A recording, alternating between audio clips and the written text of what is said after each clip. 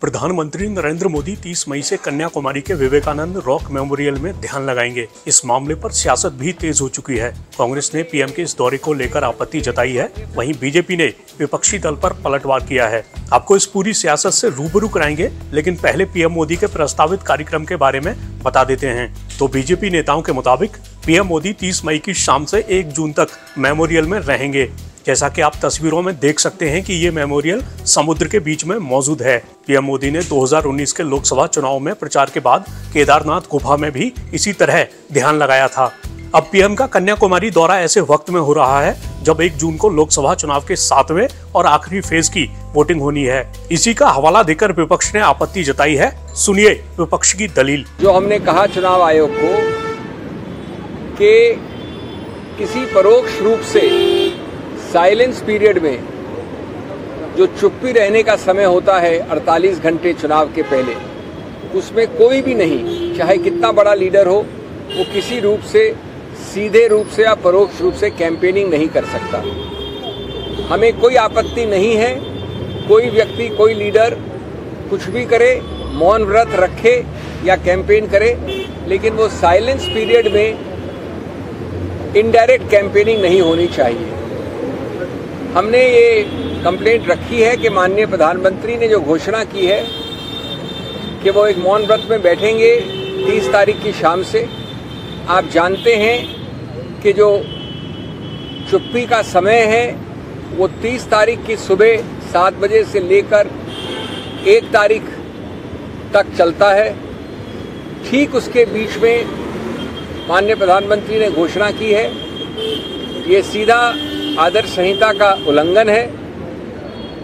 ये वो तौर तरीके हैं जिनसे आप या तो कैंपेनिंग कर रहे हैं या अपने आप को प्रसारित कर रहे हैं सभी चैनल्स द्वारा, प्रिंट मीडिया द्वारा। हमने 2 बड़े सरल बिंदु रखे हैं चुनाव आयोग के सामने। या तो प्रधानमंत्री इसको मात्र 24-48 घंटे बाद शुरू करें, 1 तारीख की शाम को वो हर प्रकार का आध्यात्म मौन व्रत कर सकते हैं अगर वो चाहें तो, और या अगर वो इंसिस्ट करते हैं कि कल शाम को 30 तारीख की शाम को शुरू करेंगे जैसा कि घोषणा में आया है, तो ये आवश्यक होना चाहिए प्रतिबंध चुनाव आयोग द्वारा कि इसका प्रसारण न प्रिंट न देखने वाली मीडिया, विजुअल मीडिया के द्वारा प्रतिबंधित होना चाहिए। वो खुद कैंडिडेट हैं इस आखिरी चरण में। उधर बीजेपी ने विपक्ष पर हमला बोला है। कांग्रेस पार्टी इंडी अलायंस की मानसिक दिवालियापन और विवशता की कोई सीमा नहीं है। अब बताइए कि 30 तारीख के बाद जब कैंपेन समाप्त हो जाता है, कोई व्यक्ति तपस्या करना चाहता है, कोई व्यक्ति कहता है कि उन्हें स्वामी विवेकानंद से प्रेरणा मिलती है, तो वो वहां पर जाकर अपनी आस्था के अनुसार तपस्या करना चाहता है और मौन रख रहे हैं, प्रचार प्रसार नहीं कर रहे हैं, तो वो मॉडल कोड ऑफ कॉन्डक्ट का वायलेशन कांग्रेस पार्टी बुला रही है। और बताइए मॉडल कोड ऑफ कॉन्डक्ट का वायलेशन कब होता है? यदि कोई राजनीतिक कार्यक्रम हो, यदि कोई प्रचार प्रसार करे, यदि कोई वक्तव्य दे राजनीतिक रूप से, तो वो मॉडल कोड ऑफ कॉन्डक्ट का वायलेशन होता है। परंतु कांग्रेस पार्टी का हिंदू विरोध और टीएमसी जैसी पार्टी भी स्वामी विवेकानंद जी के विरोध में इस प्रकार से उतर आई है कि कोई सनातनी अब तपस्या करना चाहता है तो उसका भी विरोध इंडिया अलायंस कर रही है। सोचिए, पहले राम मंदिर का विरोध, राम जी के अस्तित्व का विरोध, राम मंदिर बेकार है, रामचरितमानस को अपशब्द कहना, सनातन समाप्त होगा, सनातन डेंगू है। उसके बाद अब कांग्रेस और इंडिया अलायंस का नया सनातनी विरोधी चेहरा इस प्रकार का है कि कोई हिंदू अगर तपस्या करना चाहता है अपने आस्था के केंद्र में, तो उससे भी कांग्रेस पार्टी को समस्या और प्रॉब्लम है। कहते हैं कैमरा मत ले जाओ। भाई सोशल मीडिया का जमाना है। सोशल मीडिया के जमाने में करोड़ों लोगों के पास मोबाइल फोन भी है, करोड़ों लोगों के पास सस्ता इंटरनेट डेटा भी है। 10 साल में जो काम हुआ है, मोबाइल फोन की मैन्युफैक्चरिंग भी बढ़ी है, डेटा का कॉस्ट भी कम हुआ है।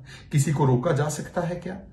तो ये केवल और केवल विरोध करने के लिए विरोध है। मतलब कि मोदी जी अगर चंद्रयान 3 जहां टच करता है उसका नाम शिव शक्ति पॉइंट रखे तो उसका भी विरोध करना है। मोदी जी राष्ट्र हित में कोई कार्य करे तो उसका भी विरोध करना है। और विरोध करते करते आज हिंदुओं के तपस्या करने का भी विरोध करना है। मतलब कोई हिंदू तपस्या करने जाना चाहता है अपने आस्था के केंद्र में, तो उसका विरोध। स्वामी विवेकानंद जो कोई राजनीतिक दल के नहीं बल्कि दुनिया के आदर्श है, वो सभी के लिए प्रेरणा स्रोत है। अगर उनके सामने हम लोग नतमस्तक होते हैं तो उसका भी विरोध टीएमसी करना चाहती है। ये दिखाता है कि कांग्रेस और इंडिया अलायंस मोदी विरोध में किस स्तर पर जा सकती है।